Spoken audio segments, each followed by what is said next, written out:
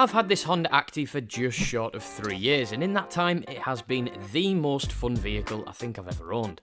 Now, I've made videos in the past talking about the pros and cons of owning one of these things, but this video focuses more on my personal experiences over the last 3 years of ownership. What issues I've had, what I've used it for, and I'll take you through some of the most common questions I get asked, because it is very rare I get to go somewhere in this thing without someone stopping me wanting to know something about it. So, let's try and recap 3 years into about 10 minutes. Go grab yourself a cuppa, get sat down, and let's get into it.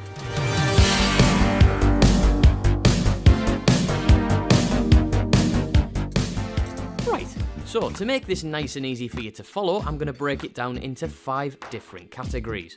The problems I've had, the questions I get asked all of the time, why I'm actually thinking of selling it later this year, and, well, would I actually recommend getting one? But first off, let me take you through what I've used it for. I have been all over the UK attending different shows in this thing, from retro events to Shedfest and multiple supercar meets. It kind of fits in anywhere you take it, and I've really enjoyed letting people have a sit inside, get photos with it, and the hours of conversations I've had with people has probably done me good. For the price you pay, I mean, this is what, a £10,000 truck in today's market? It has to be the best value for money when it comes to grabbing people's attention. I've been parked next to McLaren Sennas and LaFerraris, and more people have been crowding around this than those £2 million hypercars. Mental. It isn't a show queen though. I do use it as Honda intended. Yes, I've looked after it to the best of my abilities, but it has a few stone chips, which I'm not annoyed about. I'd much rather have a couple of imperfections on it and drive it every day than keep it locked up in a garage. And for the last 4 years, I've been doing a house up. Now, when I say doing a house up, I don't mean I painted a few rooms and put a curtain pole up. It has been a full restoration job, and the truck has been superb throughout. From transporting furniture and building materials to hauling tons of paving slabs, old damp plasterboard and concrete to the tip. It hasn't let me down once. It's also a vehicle that I just enjoy cruising around in on a sunny day. Windows down, music on, and not really giving myself a destination. If you can fit inside, it's actually quite comfy, so you don't mind doing a few miles for the sake of it. And if it wasn't as reliable as it has been, I would not have dreamt chancing being late for my own wedding by driving it there. But again, it's run like a sewing machine, so I've never had to worry about that.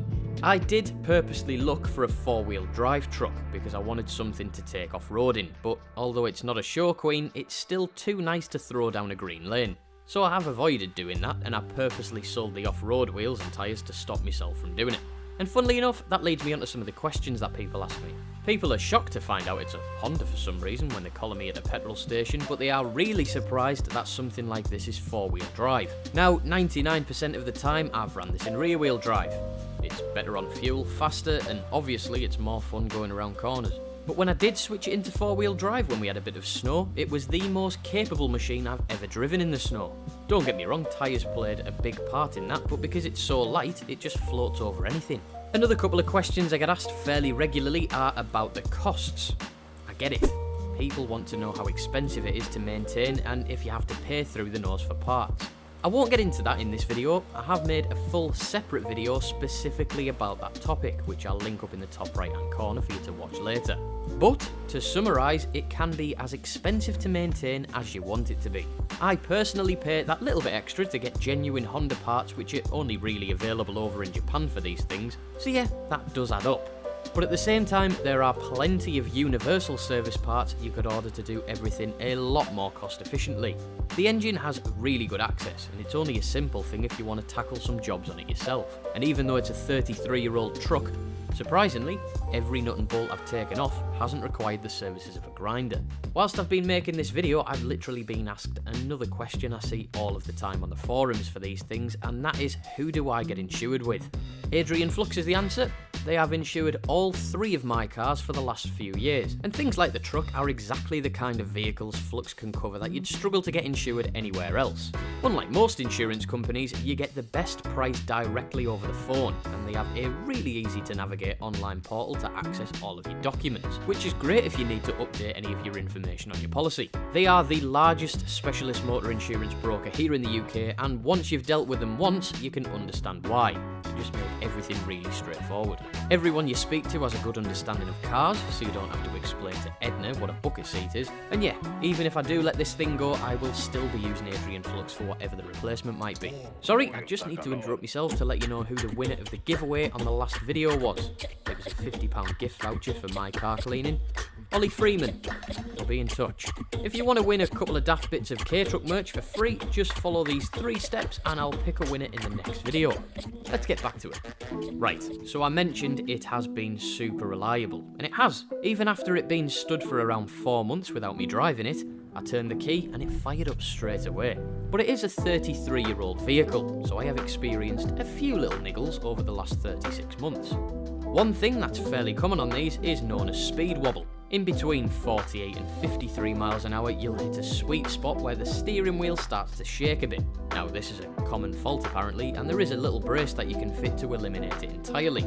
It's a little bit annoying, but to be honest, you can just drive above or below that speed to avoid it from happening.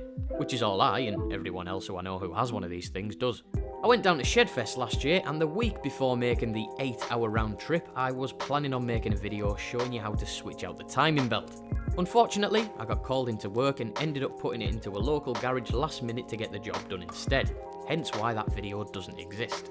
It was only preventative, I just felt more comfortable driving it a long distance knowing the belt was new. But the following day, after I brought it back home, I noticed the temperature was starting to rise, and what had happened is there was a bit of air in the coolant system. The garage had tried bleeding the system off using the conventional method of leaving the coolant cap off and running the engine, but these things are a little bit trickier to bleed than your standard car. What you need to do is have the reservoir cap off, jack the front end of the truck up, or park it facing up a hill like I did, then crack off a few bleed valves on top of the block and in the coolant lines underneath the truck, and burp all of the rubber lines. You'll eventually get all of the air out of the system and you'll be good to go. That was something that I had to do at the side of the road, but you know, it's run like a dream ever since. And it wasn't the truck's fault, it was just human error. I do have an engine mount to change, which I plan on tackling when the weather isn't being British, but I want to spend a good few days on the truck after leaving it stand for the majority of last year to get it ready for whoever wants to potentially buy it. Yes, that's right, after 3 glorious years, I'm finally going to let this thing go, I think. I bought my dream car, so I never really find myself driving this thing now unless I need to transport something too big to fit in a car, which isn't very often. I've just become a dad, so I can't really justify having 2 non-child friendly cars, and unfortunately, this is the one that's going to get the chop. Yes, I did actually put it up for sale last year, but I was led on by the world's biggest tyre kicker, so I took it off the market, and now I want to prep it and get it ready for someone else to enjoy.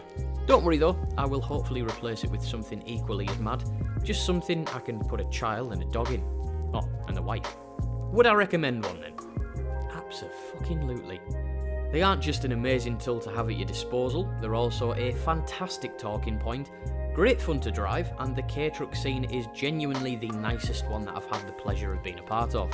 I'm going to be asking 10k for this once everything is sorted, which I think's reasonable considering there are examples out there that maybe aren't as nice as this with more miles on, selling for upwards of 13 grand. But I wouldn't blame you if you wanted to spend half of the amount of money on a standard one and then go out and make it your own. That's what these things are all about.